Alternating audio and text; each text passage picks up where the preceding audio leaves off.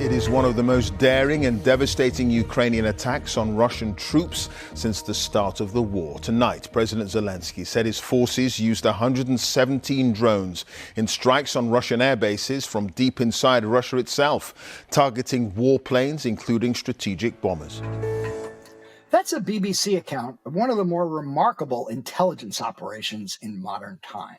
One every bit as audacious and successful as last year's exploding pagers targeting Hezbollah fighters by the Israeli Mossad.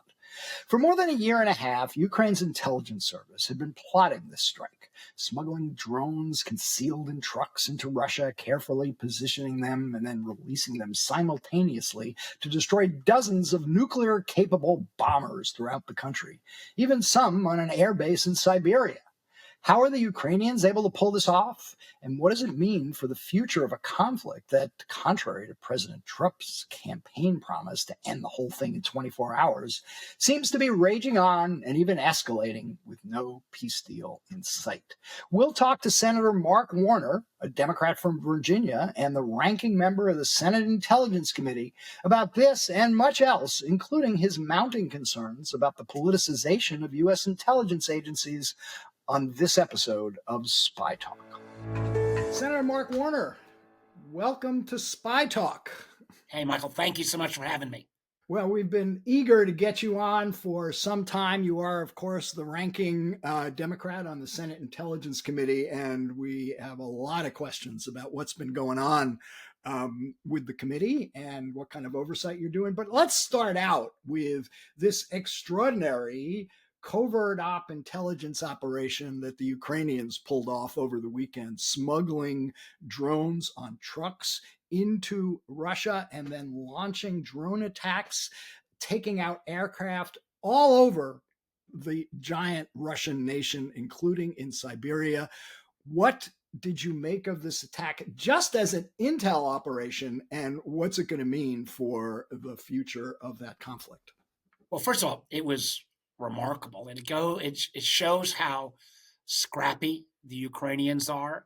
I like to point back to the fact that this is about 6 months old data that Ukraine, our assistance without the single loss of an American or NATO soldier, had taken out 87% of Russia's pre-existing ground forces, 63% of their tanks, 30-odd% of their armored personnel carriers, and they did it on their own. And obviously on the ground, Putin has been grinding it out, although again, not at the level that I was concerned about a number of months ago.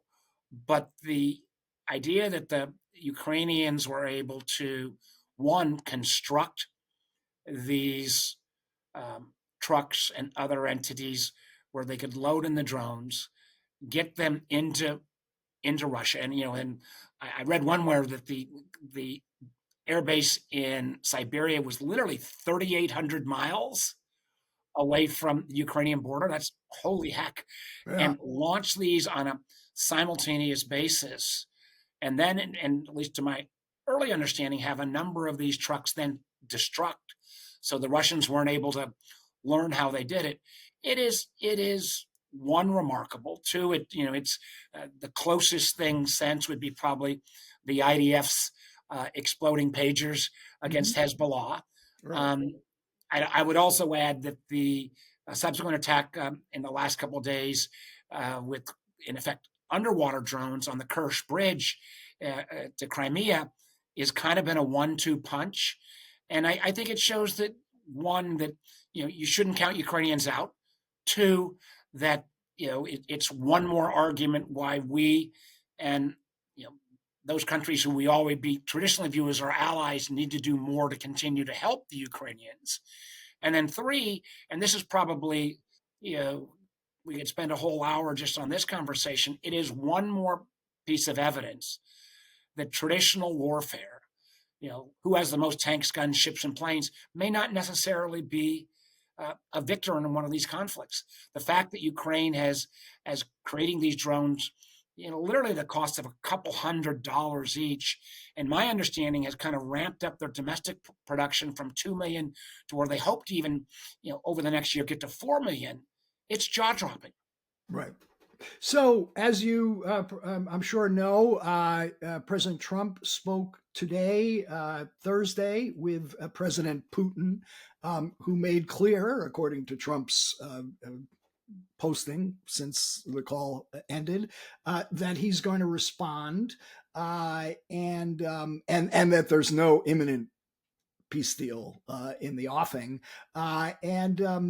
Keith Kellogg, who is Trump's Ukraine envoy, just said in an interview that the war in Ukraine was going way up. I'm telling you, the risk levels are going way up. Do you anticipate how do you anticipate what the Russians will do? And look, it's been on the table all along. Is there a threat of this going nuclear? Well, first of all, there always remains a threat. And, Putin is a bully. Putin can't be trusted. I think he continues to be concerned about, NATO weighing in entirely, although when we continue to have a president that distance himself between us and NATO, I think that doesn't help America's national defense. So I'm not surprised that you're going to see, Putin strike back. I mean, this is a huge embarrassment to the Russian military. I know, Russian bloggers have called it the equivalent of their Pearl Harbor. That's pretty strong words.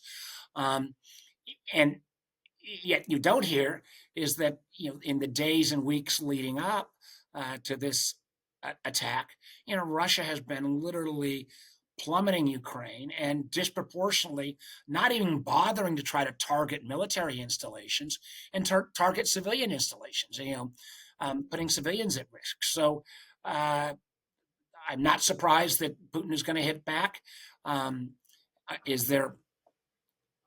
We all hope there would not be further escalation. I think the best way we could prevent further escalation is for the United States to go ahead and continue to arm, along with our NATO and other allies around the world, the Ukrainians, particularly on air defenses, and that would force Putin to a serious peace conversation, as opposed to what he's been doing now is, these kind of fake meetings that just, extend the conflict, I think with the presumption that he could ultimately grind down the Ukrainian forces. This kind of both attack on the airfields and on the bridge shows that Ukraine still got a few tricks up its sleeves. Is Trump being played by Putin?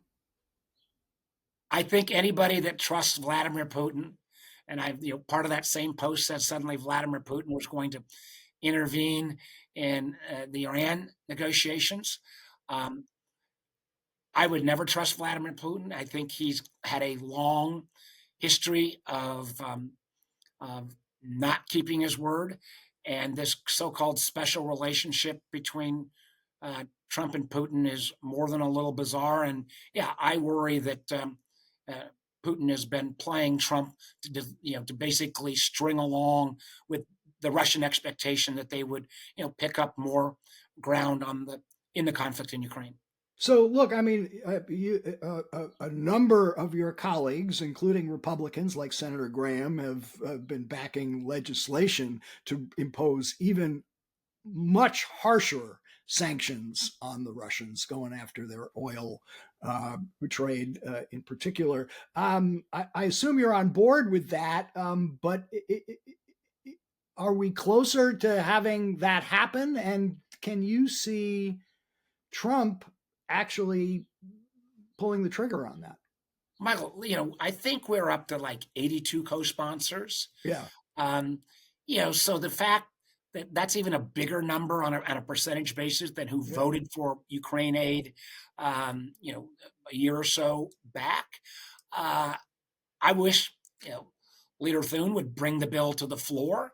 I know that might delay the big ugly bill that they're working on, but the overwhelming majority of the U.S. Senate wants us to do this, and and literally the tariffs are pretty draconian at 500%. But since we've already seen the Trump taco policy of threatening and then pulling back time and again on tariffs, I think it'd be an important statement. I think it would also be an important statement, to and I'm chair of the India caucus, for example, but putting a price on continuing to buy Russian oil, I think would send a signal that we're going to stand by democracies against autocratic nations, whether they be Russia or Iran or China or elsewhere.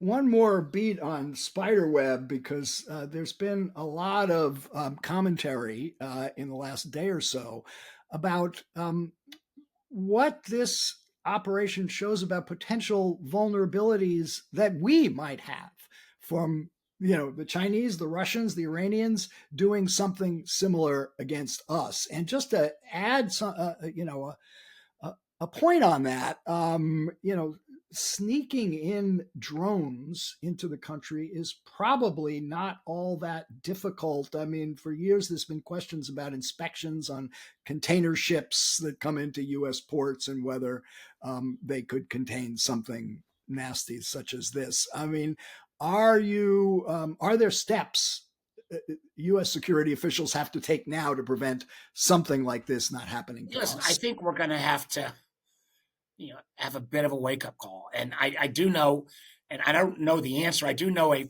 senior former national security official who had worked for both Democrats and Republicans, literally sent me a day or so ago just Google Earth photos of a number of our military bases where our planes are neatly lined up in a row. What we do about that, I don't know yet. And in terms of disbursement or others, we're asking both Air Force and others on recommendations. I do think I've got bipartisan legislation, for example, with Rick Scott for some time to try to cut back on the Chinese drone maker DJI that basically already dominates about 90% of the enthusiasts drone markets. It's also used by law enforcement. I think we need to wean ourselves off of those Chinese entities, more because of the concerns that they might have embedded software, frankly, if you have at some point any kind of update. And most of these drones don't have an update the way a Huawei would, but I think there's problems there. But I do think it kind of to me it begs the bigger question that our constant investment in legacy systems, and who has, again, the most tanks, guns, ships, and planes. And I know this is a little bit of a heresy to say, but I'm not sure that necessarily means in modern conflict you're going to be successful. The power of unmanned systems playing out real time is mind-boggling to me. And I still hear, whether it's from the Intel side, or I've got obviously a lot of DoD contractors in Virginia, but when I still hear some of our American entities come in and say, "Oh, Senator, I got great news. We've brought our drone price down to about $18,000 per unit." Well, that obviously would carry a bigger payload. But if you're seeing these couple $100 drones that can be produced by Ukraine in the millions, how we rethink a strategy that's based on that, and then also how we rethink the notion of the ability to smuggle in these very small and flexible items. I mean, that's a big problem. Maybe a few more folks on the border looking at that, rather than having ICE agents in totally masked and covered grabbing families off the street. Might be a better allocation of resources. I look forward to questioning Tom Homan about that when he comes before the Senate next. We're going to take a quick break, but when we come back, we're going to talk to Senator Warner about an issue he's very concerned about, and that is the politicization of U.S. intelligence agencies. Now we are back with Senator Warner.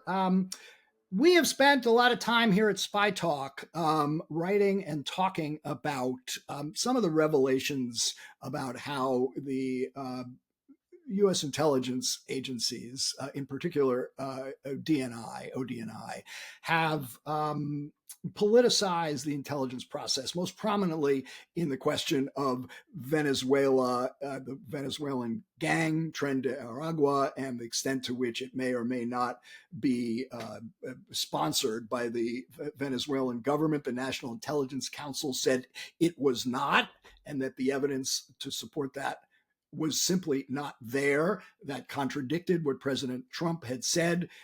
Tulsi Gabbard fires the two heads of the National Intelligence Council after they disputed what was said, and her chief of staff that's after the chief of staff, Joe Kent, directed them to change their analysis. That seems like a cardinal sin in the intelligence world. Give me your take on this and what you want to see done about it. Well, Michael, you took the words right out of my mouth. I mean, like, you've done a great way up here. I mean, like, remember, and you've reported and covered the espionage arena for a long, long time. And, the one thing I think we learned, starting with the beginning of intel oversight after the church hearings, then after the Iraq war, that, we got to have an intelligence community that speaks truth to power and not politicized. And the hypocrisy of Tulsi Gabbard, who in her hearing said, I've seen the politicization of what happens. It costs people's lives, literally citing the Iraq circumstance, although I would also remind you that this was the same Tulsi Gabbard that would not call Edward Snowden a traitor. And it was why I voted clearly against her and tried to urge my Republican colleagues. And so many of them have said, Mark, I get it. But on top of that, you then have had Ms. Gabbard on probably more right-wing media combined than the previous 3 or 4 ODNIs put together, including ODNIs under the first Trump administration. And then you've got this circumstance, which you have completely laid out. You get a national intelligence estimate that comes back and Tren de Aragua, let me make sure, the Venezuelan gang, they're bad guys, they're bad folks, but the question was, are they actually controlled by the Maduro government in Venezuela? And they said they are bad guys, but there is the intelligence does not mean there is a direct control. And as opposed to then that truth being spoken to power, this Tulsi Gabbard's chief of staff, who she tried to promote into another position, and we got emails saying, well, we don't want to have anything out here that would embarrass the president of the United States. Well, that is classic political interference. Okay, so what do you do about it? This is the kind of thing that in years past would be the subject of hearings before the Oversight Committee. You're the ranking Democrat on the committee. I mean, have you spoken to the chairman, Tom Cotton, about holding a hearing on this, about digging in further? Michael, yes, but let me lead up to that answer. Okay. One of the things that I'm so proud of is, when Richard Burr was chair and I was vice chair, we took on the whole Russia investigation. It was unanimous. It was bipartisan. When I was chair and Marco Rubio was vice chair, we did a host of things in a bipartisan fashion, including calling out the Biden administration for their dreadful withdrawal from Afghanistan. I have raised this issue, and so far the chairman has not moved forward. I'm still trying to work on it. I've had a lot of my Republican colleagues say to me, "Oh, Mark, because I'm not trying to publicly embarrass. I'm raising this in the SCIF where we hold our sessions." Mm-hmm. I think it's inexcusable. I think that Gabbard should resign. I think that Joe Kent, who's up for a position, should not be put forward. Has he been voted on by the committee, by the way, to be head of NCTC? I can't recall whether he's not been voted on the floor, and I can't. Yeah. He may have been voted on the committee, obviously, and all the Democrats voted against him. But it's this is a pattern. This is a pattern that we see with this political interference. And I can tell you, Michael, I've talked to Five Eyes partners who knew these intelligence professionals who got fired for doing their job. They're frankly astonished. And I do believe that we will see a lack of sharing of information with this type of activity. And if this was a single incident, it would still be inexcusable. But remember, this builds upon the Signalgate conversations where the DNI was abroad and it was too inconvenient to get to a skiff or get to our own aircraft and have that classified conversation about the potential attacks on the Houthis in a way that we protect. I've urged Gabbard or Hegseth to come down to Norfolk, Virginia, where the USS Truman is home ported, and explain to the friends and families on that of the Truman how, if that information had got out, how that wouldn't have put their loved ones, the sailors, at risk. They've obviously not taken up, but we have seen this careless approach on classification. We've now seen this political interference. I think I've got a lot of my Republican colleagues who are privately expressing concern to me, but has any of them said anything publicly? I haven't seen. There have been a few comments, not to the point of what I would like to see. Right. I mean, Wicker has said on Signalgate he wanted that investigated, and I think he brought it to the attention of the DOD IG. But what does Cotton say when you raise it with him? I mean, what's his? I'm going to leave. Cotton and I have a working relationship. I'm going to leave my conversations with him private, and I am, not giving up on doing everything I damn well can to try to maintain the fact that the Senate Intelligence Committee is the last fully functioning bipartisan committee in the Congress. That has been our reputation under both Democrats or Republicans, and I'm going to keep working like hell to maintain that. But I got some more work to do. So, I mean, are you at all confident or optimistic you're going to be able to get some hearings? I'm going to keep pressing the case. Let me even go back a little bit further. I think there's been a private communication, but there's not even been a public acknowledgement, for example, that all the devices that were used in Signalgate, this is not even on the Tren de Agua, but even the devices that were used in Signalgate, have they been checked for malware? That seems like it's a pretty, Intel 101 kind of question. I think there's been a private communication asking that question, but I've seen no public. I've gotten no public response, for example, to that question. And so far, if the administration still puts forward Mr. Kent's nomination, you will hear from me on the floor of the Senate, and we can cite chapter and verse about why this guy should not be promoted for trying to interfere in a intelligence product that, again, resulted in long-term career officials being fired. But I guess we shouldn't be totally shocked, since if we think about over our friends at the NSA and Cybercom, the fact that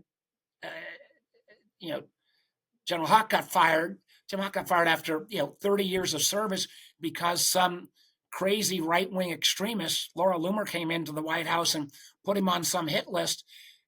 This has never happened before. I mean, when you were talking off air, I disagreed in a lot of ways, obviously with most things Trump did and Trump won. But I found people I could work with. It is dramatically different now. And the barriers and boundaries that certain things, like the maintenance of